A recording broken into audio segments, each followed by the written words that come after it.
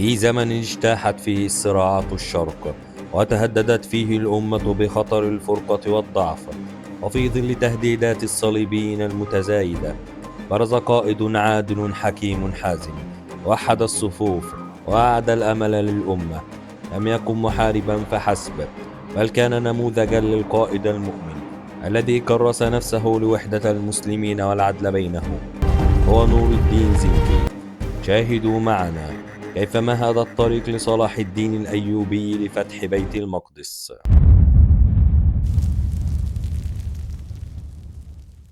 ولد نور الدين محمود في بيت القيادة، وتربى على يد والده عماد الدين الذي زرع فيه قيم العدالة والشجاعة. تأثر نور الدين ببيئة محفوفة بالأخطار، وبدأ يخطط منذ صغره لكيفية يتصدى الأخطار التي تواجه أمته. ولد في 17 من شوال للعام 511 هجرية، وهو ثاني أولاد عماد الدين زنكي بعد سيف الدين غازي. بعد استشهاد أبيه عماد الدين زنكي بعد تحرير الرها، ورث نور الدين حلب، وبدأ يتعامل بحكمة مع التحديات. لم يتأخر في البدء بجهود الإصلاح والسير على نهج أبيه في جهاد الصليبيين وإخراجهم من جميع الأراضي الإسلامية. استهل نور الدين حكمه بالقيام بالهجوم على إمارة أنطاكيا الصليبية، واستولى على عدة قلاع في شمال الشام، وقضى على محاولة جوسلين الثاني لاستعادة الرها.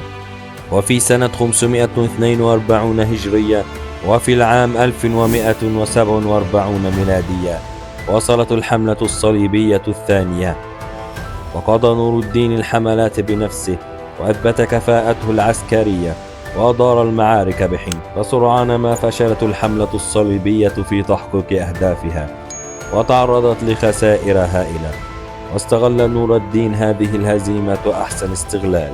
لقد آمن نور الدين بضرورة التحام القوات الإسلامية وتوحيد الصفوف المفككة، فتمكن نور الدين من دخول دمشق بعد وفاة وزيرها معين الدين هامر، الذي عرفت البلاد في عهده مرحلة من الذل والمهانة أمام الصليبيين. وقد استقبل سكان دمشق نور الدين زنكي بالترحيب البالغ، وتوحدت في عهده بلاد الشام، وبذلك لم يبقى للصليبيين مكان للتوسع سوى مصر، فقاموا باجتياح مصر. فبعث نور الدين جيشا بقيادة أسد الدين شيراكو ومعه ابن أخيه صلاح الدين الأيوبي لطرد الصليبيين منها في العام 1169. وقد حققوا نصرا مبينا كسروا به شوكة الصليبيين. استطاع نور الدين بناء دولة واحدة من الموصل إلى مصر، فصارت قطعة واحدة، وفصل بيت المقدس عن بقية الإمارات الصليبية. لقد أدرك الصليبيون أنهم أمام رجل من نفس طينة أبيه، قائد عظيم عمل على توحيد صفوف الأمة الإسلامية، فأعدها إيمانيا وفكريا واجتماعيا وجهاديا واقتصاديا. ومن الملامح البارزة في حياة نور الدين علاقته بصلاح الدين الأيوبي، إذ تولى نور الدين تربية صلاح الدين منذ صغره، فأصبح له بمثابة الوالد والمعلم، وكان يدربه على فنون القتال ويغرس فيه حب الجهاد في سبيل الله.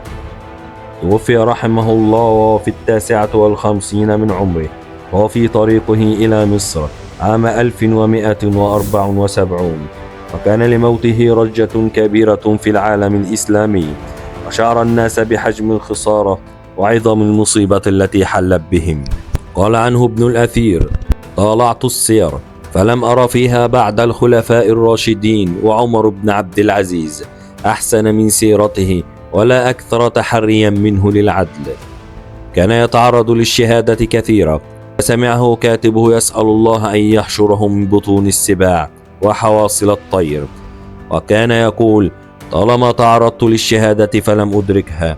قال الحافظ الذهبي معلقا: قلت قد أدركها على فراشه وعلى ألسنة الناس نور الدين الشهيد. يقول عنه ابن كثير: كان متبعا للآثار النبوية، محافظا على الصلوات في جماعة، كثير التلاوة، محبا لفعل الخيرات، عفيف البطن والفرج، لم يسمع منه كلمة فحش قط في غضب ولا رضا، صموتا وقورا وذا هيبة. وفي النهاية كان نور الدين محمود نموذجا للقائد المؤمن الذي لم يكن يسعى خلف المجد الشخصي. فما هي الدروس التي استخلصتموها من قصته؟ وكيف يمكننا أن نطبقها في حياتنا اليومية؟ شاركونا آراءكم في التعليقات، ولا تنسوا الاشتراك في القناة وتفعيل زر الجرس ليصلكم كل جديد. شكرا لمتابعتكم وإلى اللقاء.